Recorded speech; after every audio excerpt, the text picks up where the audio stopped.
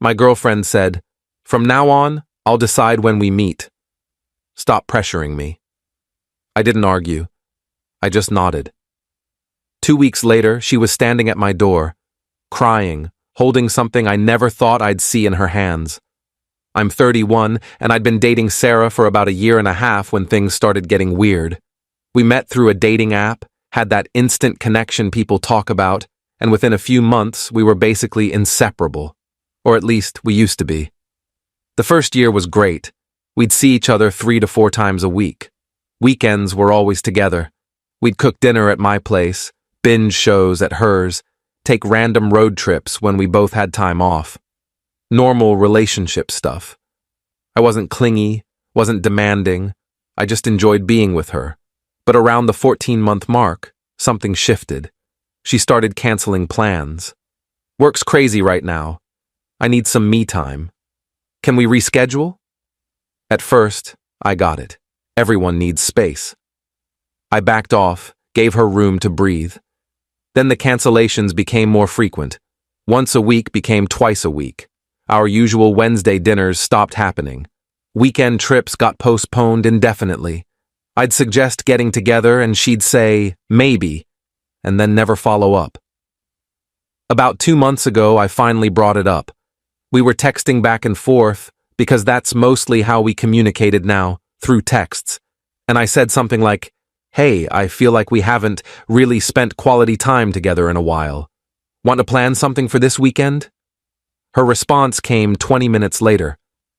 "I've been meaning to talk to you about this. I feel like you're always pressuring me to hang out. It's suffocating. I need you to give me space." I stared at that message for a solid 5 minutes. Pressuring her?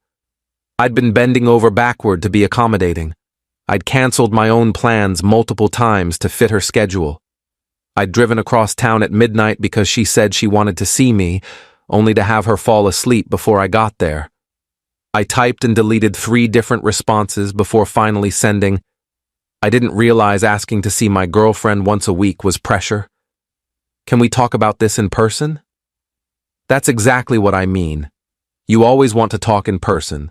Sometimes, I just need space to process things on my own. "Okay, so what do you want from me?" "I want you to stop asking when we can meet. From now on, I'll decide when we get together. I'll reach out when I'm ready. I need you to respect that." I sat there in my apartment, phone in hand, feeling like I'd been punched in the stomach. Part of me wanted to argue, to tell her that's not how relationships work. But another part of me was just tired. Tired of feeling like I was chasing someone who didn't want to be caught. So I wrote back, "Okay, I'll wait for you to reach out. Thank you. I really appreciate you understanding," and that was it. I put my phone down and went to bed. Update 1. The first few days were the hardest. I kept wanting to text her, to check in, see how her day was going, share some stupid meme I saw, but I didn't. She'd set a boundary and I was going to respect it. Day 3, I got a text from her. "Hope you're having a good week," I replied. "You too." That was the extent of our communication. No follow-up, no plans, just a courtesy check-in that felt hollow. By day 7, I realized something. I felt lighter, less anxious. I wasn't constantly checking my phone, waiting for her to respond or confirm plans. I wasn't rearranging my schedule around her availability. I was just existing. Going to the gym, meeting up with friends I'd been neglecting, picking up hobbies I'd put on hold. Day 10, she texted, "Miss you." I didn't respond right away. I waited about an hour, then wrote, "Miss you too. Want to do something this weekend?" And there it was, the test. She was reaching out, which is what she said she wanted. But something felt off, like this was a trial balloon, seeing if I'd come running back. I actually have plans this weekend. Maybe next week? 3 dots appeared, disappeared, appeared again. Finally. Oh, okay. I didn't elaborate. Didn't explain what my plans were, which was just hanging out with my buddy Mike, nothing special. I just left it at that. Day 14, 2 full weeks since our last conversation about her needing space. My phone rang at 10:47 p.m. on a Thursday night. Sarah's name flashed across the screen. I almost didn't answer, but curiosity got the better of me. Hello? Hey. Her voice was shaky. Are you home? Yeah. Why? Can I come over? I need to talk to you. Now? Please. It's important. I hesitated. Every instinct told me to say no, to hold my ground, to make her wait like she'd made me wait. But there was something in her voice, something desperate. Okay, come over. She showed up 23 minutes later. I know because I counted. I watched the clock on my microwave tick forward while I waited, wondering what could be so urgent that she needed to see me right now after 2 weeks of silence. When I opened the door, she was crying. Mascara running down her face, eyes red and puffy, and in her hands, she was holding a pregnancy test. My stomach dropped. I'm pregnant, she said, voice breaking. I took 3 tests. They're all positive. I stood there, frozen, trying to process what she was saying. We'd always been careful.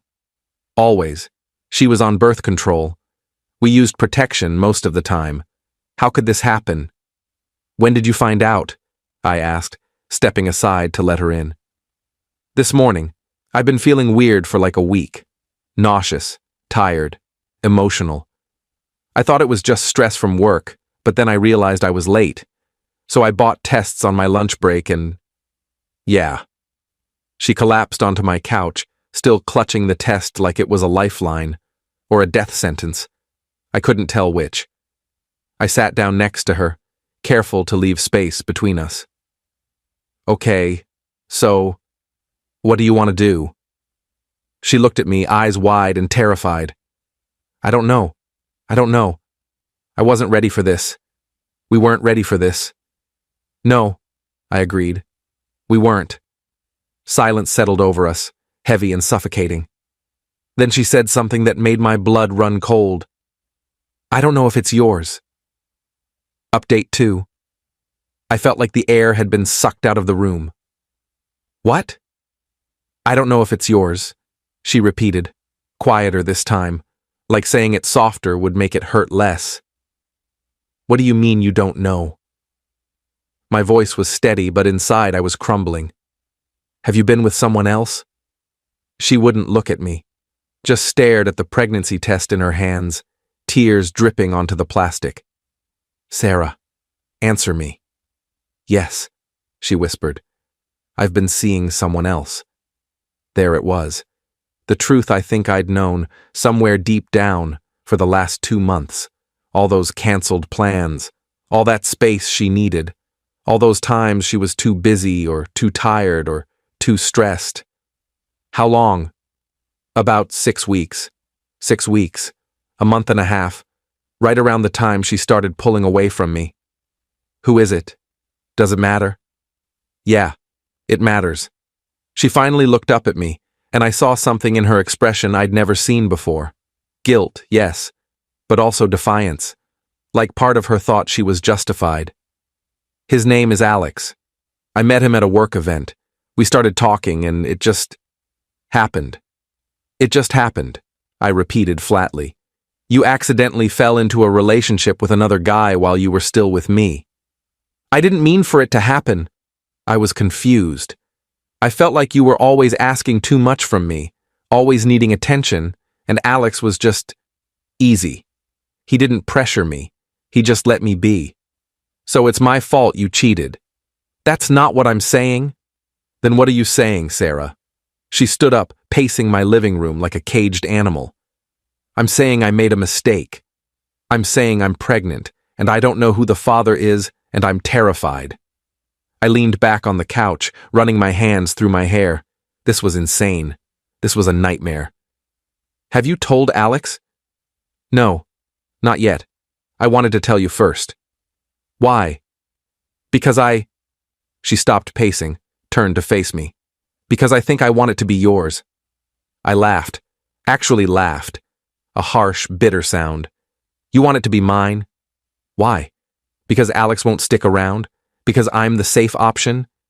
Because I love you, she said, and her voice cracked. I know I messed up. I know I hurt you.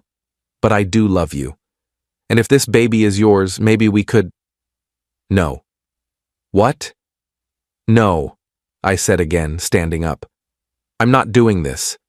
I'm not going to be your backup plan. I'm not going to raise a kid with someone who cheated on me and then only came back because she got pregnant. But what if it's yours? Don't you want to know? Of course I want to know. But wanting to know doesn't mean I'm going to play happy family with you. She started crying harder, sinking back down onto the couch. What am I supposed to do? I don't know, Sarah. Figure it out. Tell Alex. Get a paternity test. But you need to leave. You're kicking me out? Yeah, I am. She stared at me like she couldn't believe what she was hearing, like she'd expected me to forgive her, to welcome her back with open arms, to fix this mess she'd created. But I was done. Update 3. She left around midnight, still crying, still holding that pregnancy test. I closed the door behind her and stood there in my empty apartment, trying to process everything that had just happened. I didn't sleep that night. Just lay in bed staring at the ceiling, replaying the conversation over and over. She'd been cheating on me for 6 weeks. 6 weeks of lies. 6 weeks of making me feel like I was the problem, like I was too needy, too demanding. When really, she was just trying to justify her own betrayal. The next morning, Friday, I called in sick to work. I couldn't focus. Couldn't think about anything except Sarah and Alex and the pregnancy test. Around noon, my phone buzzed. Text from Sarah. Can we talk? I didn't respond. Another text an hour later. I told Alex. He wants to meet you. I stared at that message for a long time. Alex wanted to meet me. The guy who'd been sleeping with my girlfriend wanted to have a conversation. The audacity. But curiosity got the better of me. I texted back. When and where? Tomorrow, 2 p.m., coffee shop on Main Street. Fine. Saturday came. I showed up at the coffee shop 10 minutes early, ordered a black coffee, and sat at a table in the back corner. At exactly 2 p.m., a guy walked in. Mid-30s, tall, dressed business casual. He scanned the room, made eye contact with me, and walked over. You must be… He trailed off, clearly unsure how to address me. Yeah, I'm him. He sat down across from me, looking almost as uncomfortable as I felt. I'm Alex. I know. Awkward silence. He fidgeted with his coffee cup. I just waited. Look, he finally said, I didn't know about you when Sarah and I started, whatever this is. She told me she was single. She lied. Yeah, I figured that out yesterday when she showed up at my place crying about being pregnant. Did she tell you it might not be yours? He nodded. She did. And I told her, I'm not ready to be a father. I'm not ready for any of this. We've been seeing each other for less than 2 months. This wasn't supposed to get serious. I almost felt bad for him. Almost. So what do you want from me? I want to know what you're going to do, if the baby's yours. I don't know yet. I'm waiting for her to get a paternity test. And if it's yours, then I'll deal with it. But I'm not getting back together with her, if that's what you're asking. He looked relieved. Good. Because I'm not either. We sat there for another few minutes. 2 guys who'd been played by the same woman, trying to figure out how to navigate the mess she'd left behind. She really did a number on both of us, Alex said finally. Yeah, I agreed. She did. Final update. It's been 6 weeks since that night Sarah showed up at my door. 6 weeks of waiting, wondering, and trying to move on with my life. She got the paternity test done 3 weeks ago. One of those early prenatal DNA tests that can determine paternity before the baby's born. She texted me the results last Monday. The baby isn't mine. I read that text sitting in my car after work, and I felt this overwhelming wave of relief wash over me.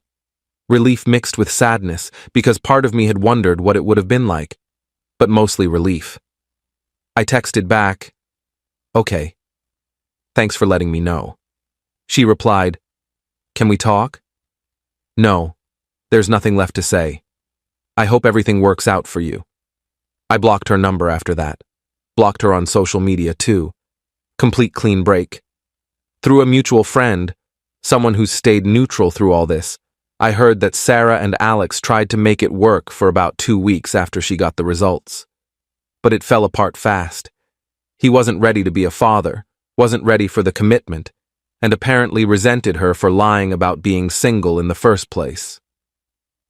Last I heard, she moved back in with her parents. She's planning to keep the baby and raise it on her own. I feel bad for the kid, honestly, but it's not my problem anymore. As for me, I'm doing okay. Better than okay, actually. I've been focusing on myself.